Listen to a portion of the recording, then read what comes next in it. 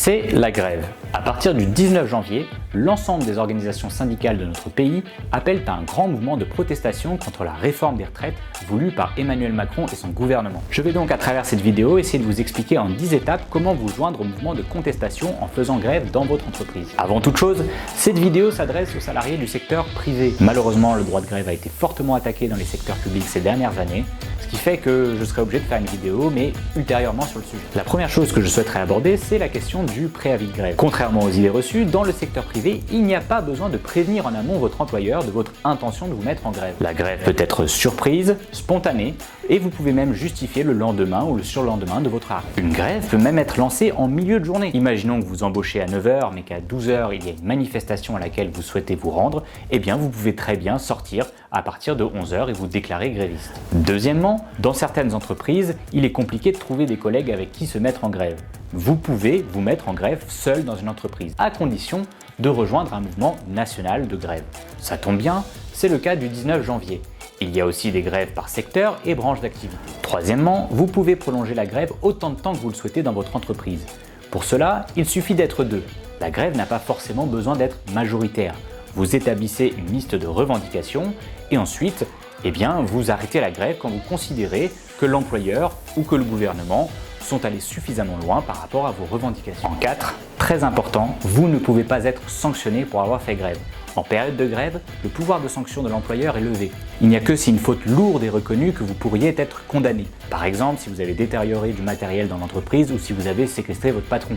Mais pour le reste, toute attitude discriminante envers des salariés qui auraient fait le choix de faire grève est strictement prohibée. La SNCF a par exemple été condamnée pour avoir accordé des primes uniquement aux salariés qui ne faisaient pas grève. Un employeur ne peut pas non plus vous discriminer ou menacer de vous discriminer par rapport à vos évolutions de carrière, vos promotions, parce que vous auriez fait le choix de faire grève. Info 5. Vous avez le droit d'occuper votre lieu de travail, à condition de ne pas entraver de manière violente la liberté de travailler des autres salariés. Dans tous les cas, c'est au juge de déterminer si les salariés doivent être expulsés de leur lieu de travail pendant une grève. L'employeur ne peut pas arbitrairement choisir de fermer les portes de l'entreprise et le premier policier qui passe par là ne peut pas vous expulser parce que l'employeur lui en a fait la demande. En 6, gardez en tête que contrairement à la légende, les journées de grève ne sont pas payées, et ce, peu importe l'entreprise. Toutefois, si vous considérez que l'employeur est responsable de la dégradation de la situation sociale dans l'entreprise, vous pouvez ajouter à la liste de vos revendications le paiement des jours de grève. Nous en venons donc au 7e point. Si le fond de la contestation est contre la réforme des retraites, ces grands mouvements sociaux sont souvent l'occasion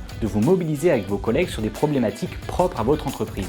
Heures sup non payées, cadence infernale, salaire qui stagne, tout le pays dans la rue, il n'y a plus de train, il n'y a plus d'essence, alors autant tous se mettre en grève en se faisant entendre sur les problématiques dans notre entreprise. En 8e point, vous ne pouvez pas être remplacé par un salarié extérieur à l'entreprise pendant un mouvement de grève. Par exemple, si un restaurateur a besoin de remplacer ses salariés grévistes, il ne peut pas aller chercher les salariés du restaurant d'à côté. À noter aussi que les salariés en interne dans l'entreprise sont en droit de refuser de remplacer les salariés grévistes sur leur poste. Heureusement, sans ces deux règles, un bon nombre de grèves seraient tout simplement caduques. En 9e point, pas besoin d'être syndiqué pour faire grève. Les syndicats vous le diront, au moment d'une grève, c'est l'Assemblée Générale des salariés qui est souveraine. Cette Assemblée Générale, c'est un lieu ouvert à tous les salariés de l'entreprise. Tout le monde peut s'y exprimer, qu'il soit syndiqué ou non, sur la stratégie à donner à la grève et ses revendications. Et pour finir, les grèves, ça ne tombe pas du ciel. Ce n'est pas un hasard si la quasi-totalité des mouvements de grève dans les entreprises sont à l'initiative des organisations syndicales. Une grève, cela peut être extrêmement difficile, conflictuel en fonction de l'entreprise. C'est pour ça que vous avez besoin d'organisations syndicales qui soient solides et avec des gens qui sont informés sur leurs droits et capables d'organiser la lutte. Alors n'attendez plus, dans la lutte, on n'est jamais seul. Faites-vous accompagner par une organisation syndicale sur votre entreprise et surtout, syndiquez-vous.